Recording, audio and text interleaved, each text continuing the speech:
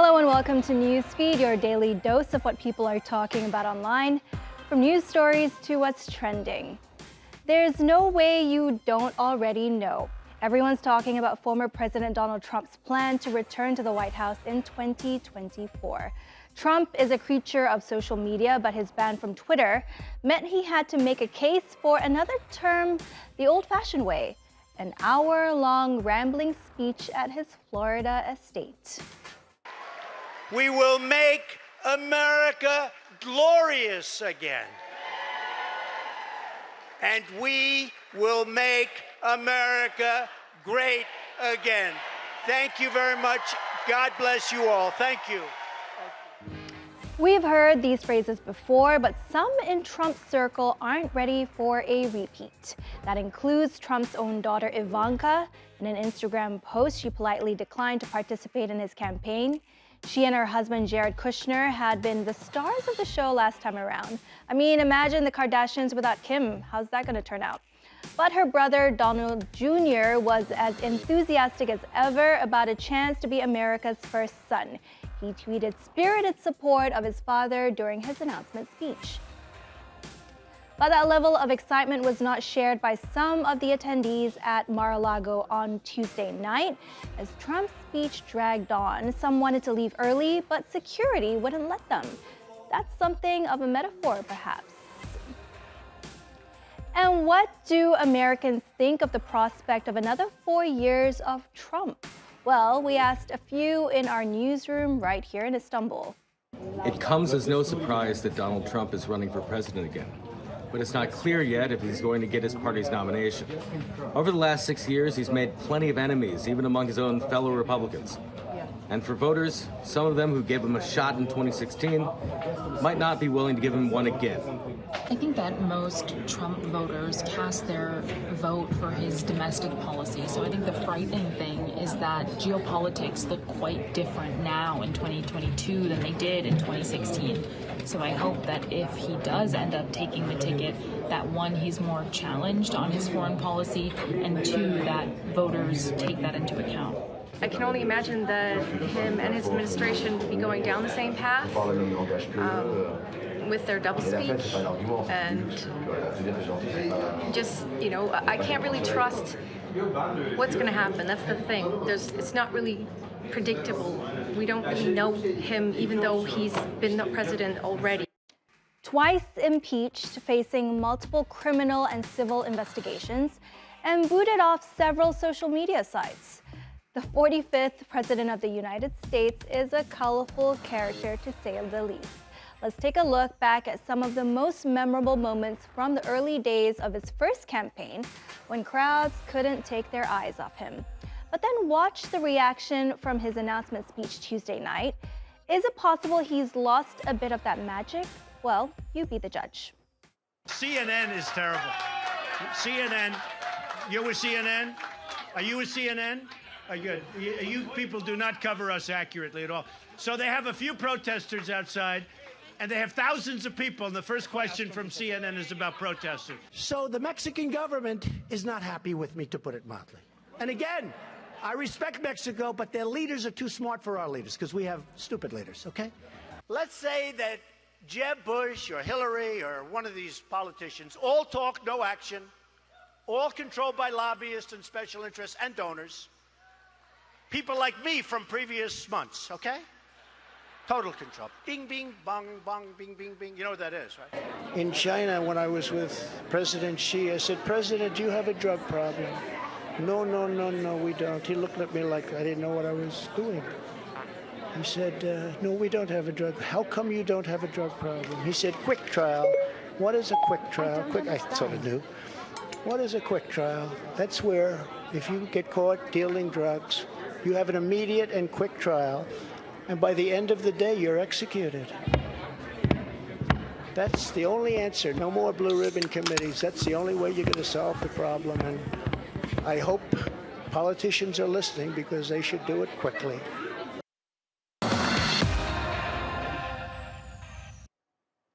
The carefully crafted agenda for the G20, the World Leaders Summit in Bali, was thrown into chaos when on Tuesday, reports came in that a missile had struck Poland, killing 2. Ukraine's President Volodymyr Zelensky was quick to blame Russia and called it a significant escalation to the conflict. Leaders of NATO countries quickly convened to discuss whether a member's territorial security had been breached. Article 5 says an attack against one NATO member is an attack against all. Meanwhile, Russia was vehemently denying they had any part in it. And after so much misleading information and fake news coming out of Russia, this time, for once, it appears it was right. The missile that struck the Polish village near the Ukrainian border has been determined to be an errant anti-aircraft missile fired from a Ukrainian S-300 air defense battery. Forensics of the missile wreckage revealed the remains of the distinctive motor of the Ukrainian anti-air missile. And what seems to be a tragic accident, the Ukrainian S-300 anti-air defense system veered off course as it was attempting to shoot down a Russian cruise missile, likely near Lviv, which is about 100 kilometers south of where the missile wreckage was found in Poland. With the Russians firing multiple barrages of missiles on Ukrainian towns close to the Ukrainian-Polish border, an accident like this was almost inevitable. It's been 50 years since humans walked on the moon. And on Tuesday morning, scientists took a major step in the process of getting back there. It could happen before the end of the decade. For the first time, NASA successfully launched its most powerful rocket, the Space Launch System. It's headed to orbit around the moon. Now, Tuesday's launch comes after months of delays and a decade of planning. NASA technicians only had one shot to get the launch right. Disaster wouldn't have cost lives, but it would have set the U.S. space program's plans for the moon and Mars back by years. Go. 10. Hydrogen burn-off igniters initiated. 7, 6, 5. 4-stage engine start. 3, 2, 1. Boosters in ignition. And liftoff of Artemis 1. We rise together back to the moon and beyond. And just like the first Apollo missions were broadcast on television around the world, the Artemis mission trended on social media globally. Space enthusiasts wasted no time to express their excitement. These are the literal first steps towards putting humans on the moon permanently. Over the next decade, there'll be humans just like you and me who are no longer on the Earth at all times for however long we exist. People who live thousands of years from now will look back on this decade as the years that we left Earth and begun living among the stars, and you were alive to see it with your own 2 eyes. We are actually doing it, and I can't believe that we're alive to see it. So what's next? Artemis is named after the sister of Apollo, and in that spirit, the next human to set foot on the moon will be a woman. That's after the 12 who previously took one small step for man. But there are still a few more years before that'll happen. Let's take a look at the rough timeline for the project. First, the Orion capsule, on its way to the moon now, will return to Earth, where it will undergo checks by an international team of scientists. The system was constructed by experts from Europe, Japan, and Australia. And then the next big moment is set for 2025, when NASA wants to land on the moon. With the support of decades of research since we last went there, they'll explore the southern pole for signs of ice water that could support a permanent base. Future Artemis missions will help build an orbital platform called the Gateway. It will serve as a solar-powered communication hub, science laboratory, and accommodation for the astronauts. The upcoming holiday season is usually the best time of the year for e-commerce. Well, it still might be for us customers, but many workers in this sector are certainly not smiling. The biggest employer in this sector, Amazon, is slashing jobs more than ever before. Reports say the company is planning to lay off approximately 10,000 workers. Employees say they have received cryptic calendar invites to meetings with their teammates, superiors, and human resources. And we're told to find a new job in 60 days. Employees posted on LinkedIn that they're ready to be hired.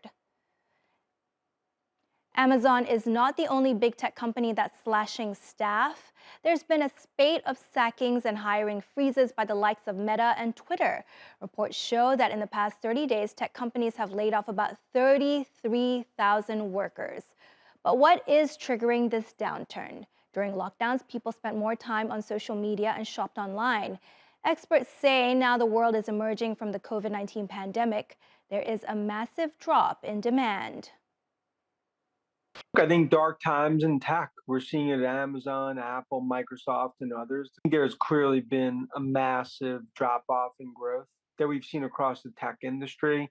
A lot of these tech companies spent like 1980s rock stars the last few years. And post-COVID, growth hangover, a recession on the doorstep, you're starting to see costs that need to be cut out of the businesses.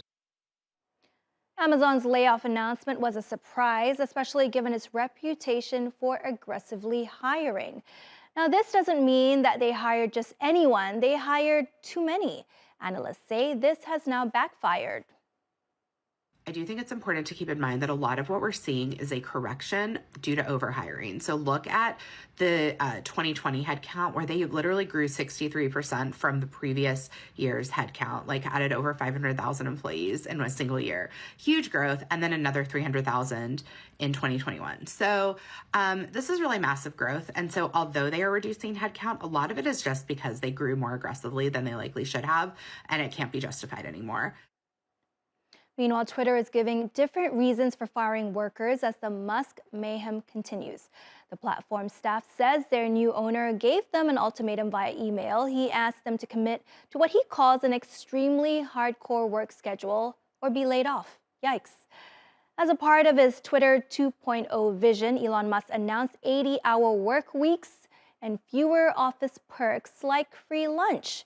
The social media giant also fired multiple engineers for criticizing the boss. In a tweet, Musk suggested the app was poorly written and apologized for its slowness in some countries. Software engineer Eric Frohnhofer dismissed this claim and said that he had done a lot of work to improve the app. And not even a day later, Frohnhofer announced that he got fired and had been locked out of his computer. His fellow workers say Musk is a free speech absolutist unless the speech criticizes him. Now, collapsed crypto exchange FTX could owe more than 1 million investors money. It made the admission in its first substantive court filing this week since declaring bankruptcy in the U.S. last Friday. FTX's implosion from hero of the crypto space to zero has plunged the industry into crisis. FTX was once the world's second largest crypto exchange, seen as one of the safest and most reliable platforms in the unregulated industry. But the exchange has since halted withdrawals, and desperate investors want answers on if they'll ever get their money back. Here's Ludovica. Analysts have called it the highest profile collapse in the history of crypto so far, leading retail investors and institutions alike to essentially question the reliability of the whole of the crypto space. Now, collapses like that have happened before. Think of Celsius Network this year, Voyager as well, but not even close to these proportions. FTX was the second largest crypto exchange in the world. First of all, it had $9 billion in liabilities the day it collapsed into bankruptcy, and as many as 1 million creditors and investors, including financial heavyweights, the likes of SoftBank, but also Temasek Holdings, that's the sovereign wealth funds, as well as Sequoia Capital, that's a crypto-focused hedge funds, and again, Ontario's teachers' pension plan. I mean, by definition, it's institutions that are very risk-averse. So the FTX CEO, Sam Bankman-Fried, anyway, might have lost his company, his wealth, and his credibility in only one day, but he isn't shying away from the spotlight. Essentially, what Sam is trying to do these days is trying to explain what happened, but it's also said he's trying to raise cash to repay his clients. Now, is he likely to succeed? The only problem being that for now, it is very unlikely. Why? So while depositors in a cryptocurrency exchange may feel very similar to a bank account holders, they have far less legal protection in the case of a collapsed exchange such as FTX. They are simply unsecured creditors. And then not to mention that when Sam begged his investors, potential investors, to bail out before he collapsed, they all passed. And that's how bad his balance sheet was. It really seems that the crypto bonanza of the past years has now reached the point of no return. It's something really needs to be done now if the industry wants to survive.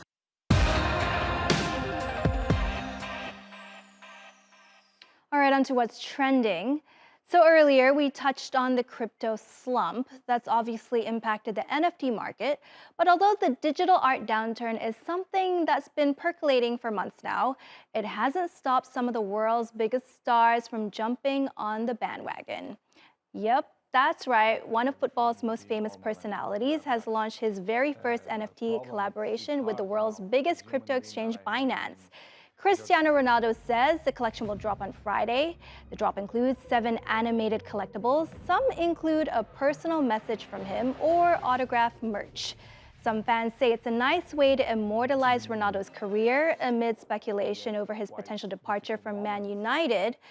Some of the club's diehard fans, though, have ridiculed him for promoting the NFT drop, which came just hours after he'd accused Man United of being a marketing club during a tell-all interview with Piers Morgan. All right, so we've had cats slapping people, birds stealing earbuds, and children barging in while reporters are live on air. Hi, BBC, I'm looking at you. This time, a baby elephant blooper broke the net. Get ready for some jumbo-sized laughs.